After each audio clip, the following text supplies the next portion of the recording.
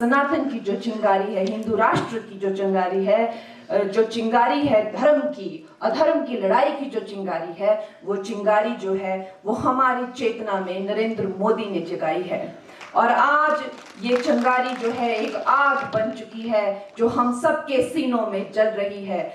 हम जो हैं, जैसे कि मैं हमेशा कहती हूँ, जैसे कि श्री राम की सेना थी, हमारे जो प्रधानमंत्री हैं वो साक्षात श्री राम का अंश हैं। श्री राम की पूजा उनके शरीर की या उनकी मूर्ति की ही नहीं होती है, उनके चरित्र की होती है। उनमें वही संयम, उनमें वही त्याग, उनमें वही परिश्रम, वही करुणा, वही क्षमा, वही जो भाव हैं वो देखने को मिलते हैं। साक्षात वो राम के चरित्र का अंश है, तो ये गलत नहीं होगा।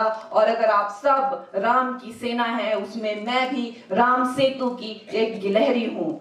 अगर अपने छोटे भाई को कोई राजा बाबू कहता है तो क्या वो अभद्र है? या प्यार से राजा बेटा बोलता है तो क्या अभद्र है? अभद्र तो तब होता है जब अपनी बड़ी बहन को चरित्रहीन बोलते हैं, माया नगरी का जंजाल बोलते हैं, अपवित्र बोलते हैं, उसे अभद्र भाषा कहा जाता है। हमारे जो शिखर नेतृत्व हैं, हमारे जो प्रधानमंत्री हैं, वो हमारे लिए पूजनीय है, तभी तो हमने उन्हें अपना लीडर माना हुआ है। अगर कोई हमें उनसे, उनके चरणों से भी कोई हमारी तुलना कर दे, वो खुद को प्रधान सेवक कहते हैं, सारा विश्व उन्हें प्रधान सेवक कहता है। अगर कोई ये कह दे कि ये भी उनके सेवक हैं, हम तो गदगद हो जाएं कि हमारी तुलना हमारी शिखर नेतृत्व से हुई। अगर आपको भी हमने छोटा पप्पू बोल दिया तो आप तो बड़े नाराज हो गए। इसमें इतनी नाराज होने की क्या बात है? तो कहने की बात यह है कि उनको मेरी कोई बात पसंद ही नहीं आती है, हमेशा मुझसे खफा रहते हैं कि भाई कोई तो कैंडिडेट होगा ना विपक्ष से, कि बिना कैंडिडेट से लड़ना चाहते हैं आप? ऐसा तो नहीं हो सकता ना।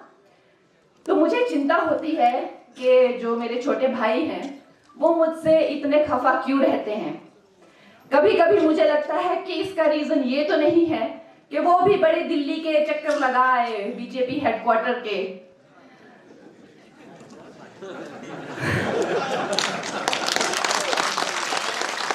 बड़े चक्कर लगाए उन्होंने बीजेपी हेडक्वार्टर के। अब लगता है बहुत जल्दी भैया मेरी टीम में दिखेंगे, इसलिए मैं कुछ ज्यादा नहीं बोलना चाहती, क्योंकि कभी हम भी ऐसे ही दिखेंगे बैठे हुए।